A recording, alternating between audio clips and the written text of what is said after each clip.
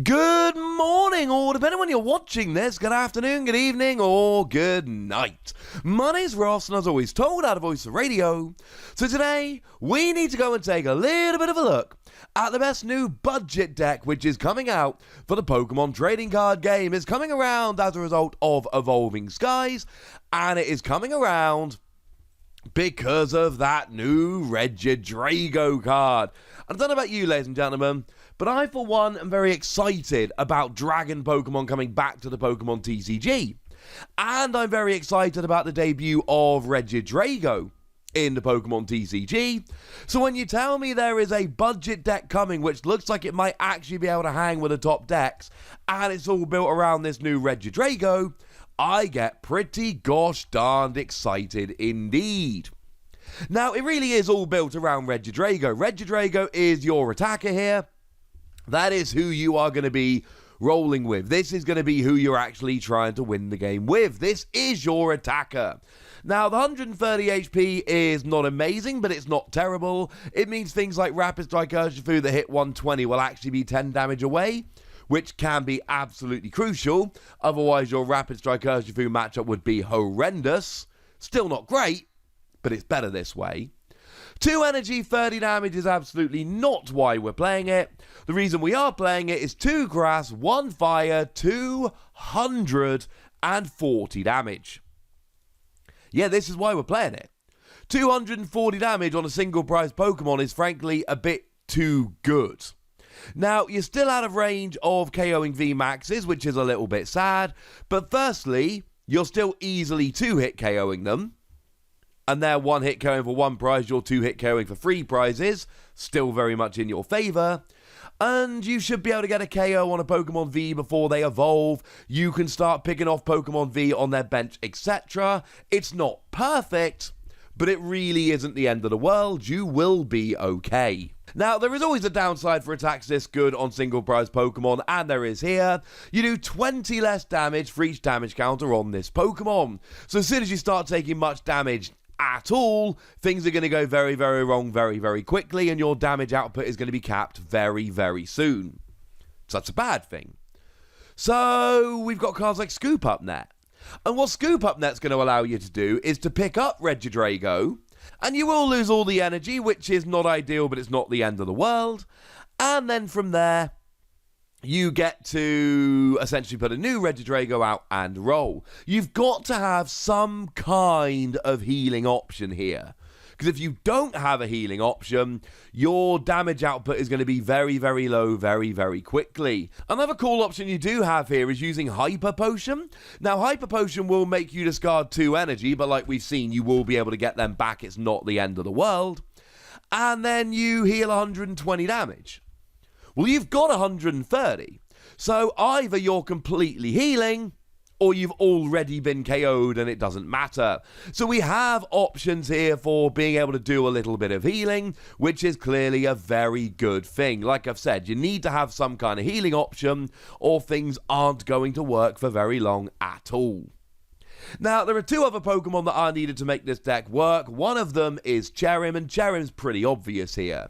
Cherim is one of those new-ish cards, came around in Battle Styles, and it's a Stage 1 Pokemon that lets you attach as much grass energy during your turn as you like to a Pokemon that doesn't have a rule box.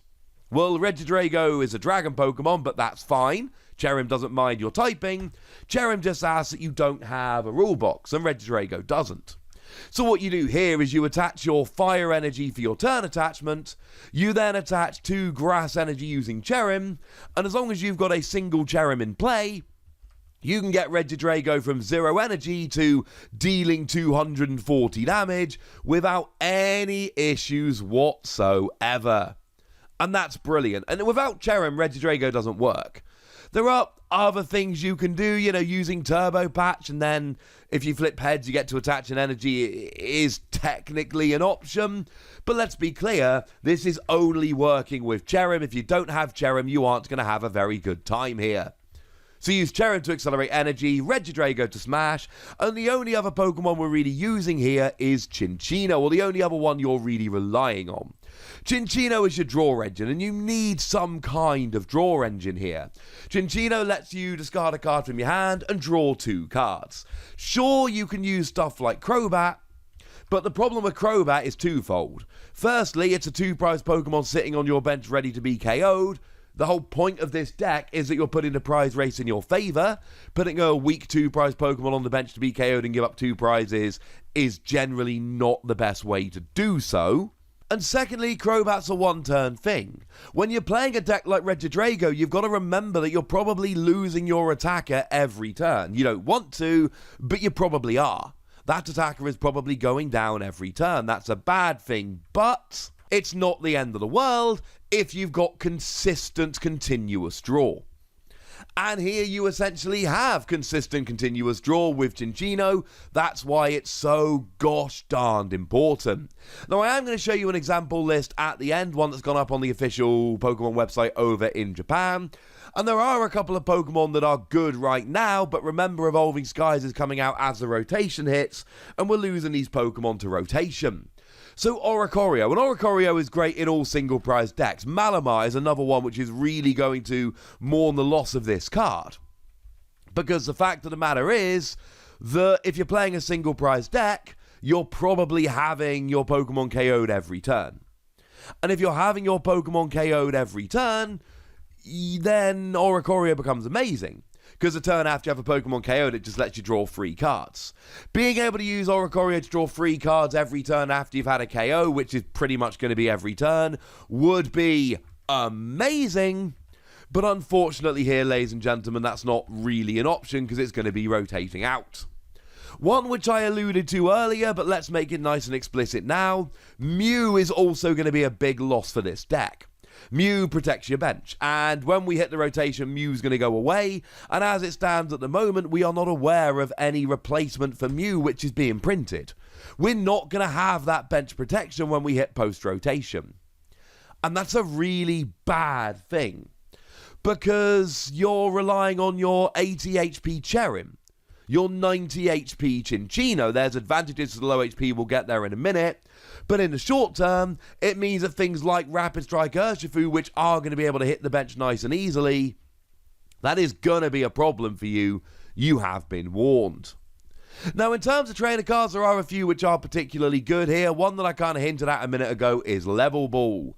Okay, fine, it's not going to get your Regidrago, but it will get Cherrim and your pre-evolution. It will get Cinccino and your pre-evolution.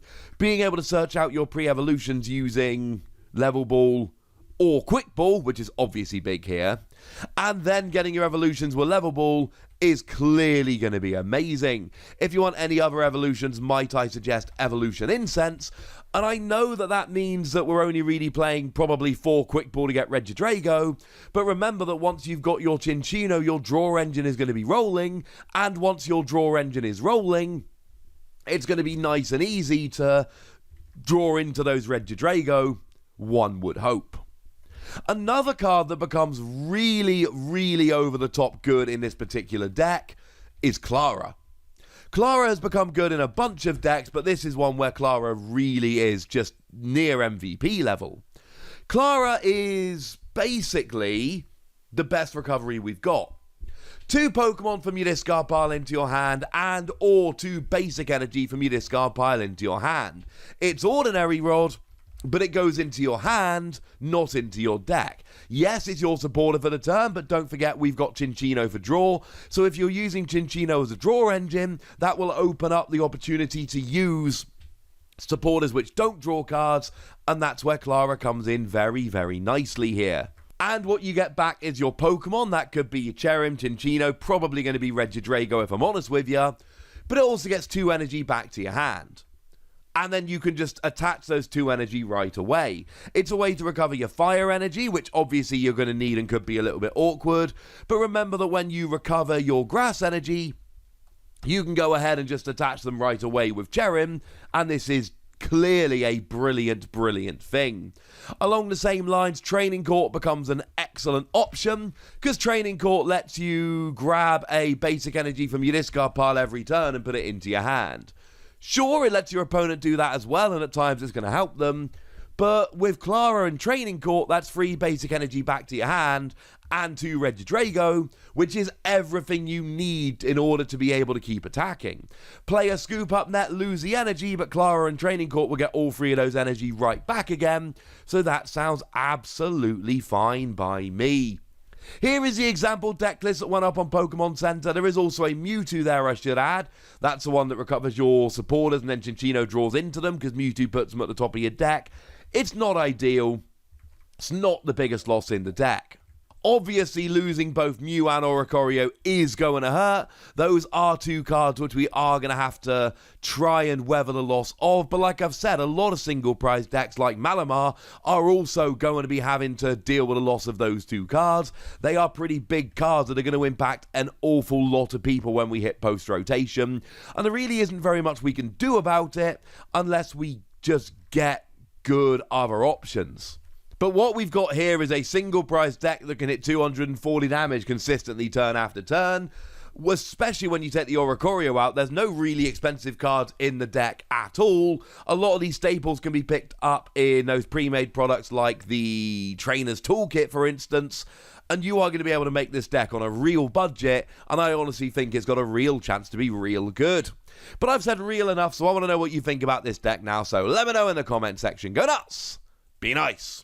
And then make sure you like this video, subscribe to this channel, follow me on Twitter at TheWasi, and Twitch for some live action at twitch.tv/PTCG Radio. If you want to support the channel, get some bonus podcasts and all kinds of fun things, head on over to patreon.com/PTCG Radio, where you can do exactly that. But by far the most important thing is always, look after yourselves till next time, would ya? Thank you very much for watching. My name's Ross, and you've been watching PTCG Radio.